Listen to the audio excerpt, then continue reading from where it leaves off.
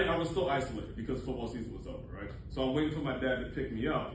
And one of the athletic trainers tells me to go wait outside. Like, not waiting outside. I'm not waiting outside, it's below 30, okay? Before I know it, she grabs my jacket to the point where I can feel the thread coming off my sleeve. She's pulling me. Her colleague Pete comes in, and I'm thinking he's gonna try to stop her. Instead, he's helping her, and I'm getting draped up steps. Slammed, my face slammed. Like this was a brick wall, and I'm slamming like that. The brick wall. Thrown into the principal's office.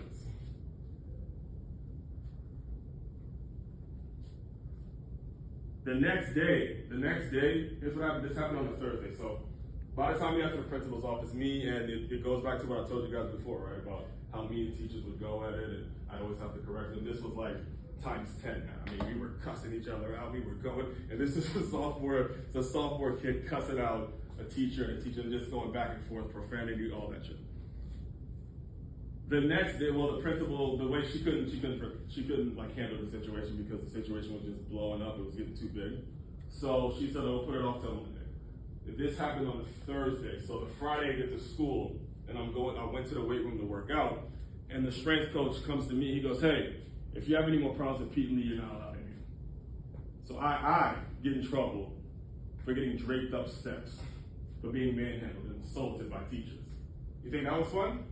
Think was that fair? Did that feel tragic? This is how it turned into a triumph.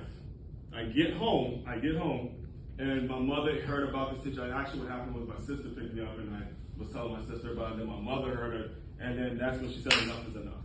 She calls Coach Malloy, and she says, "Listen, if you guys don't ease up, if you don't do something, I'm taking him out to school. I'm telling all the youth coaches, I'm telling he's done, and you will be out of a job." the next 15 minutes, I get a call from Coach Malloy, and he says, "Calm down," and he tells me to go speak to the principal, like the person in charge. And the person in charge, I think that the trainer should have been fired, but the person in charge dealt with the situation. Again, I learned how to deal with authority. I learned from that situation, you can't just quit. If you're that bold, if you as teachers are that bold, if you're that much of an asshole to take someone who's by himself and shove them around, I'm as bold as they are to fight for my reputation.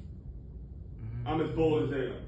So how did I overcome it? Next 2 years, I became a captain on varsity, and then I went to play college ball. Got it? And it is as difficult as that was, what was in the back of my head, every single day, I was what? Going to triumph. Make a move! Make a move! Turning tragedy into triumph. So, time I got to college. College in itself was a roller coaster ride. The first 3 years, I was on 3 different campuses. That's how much of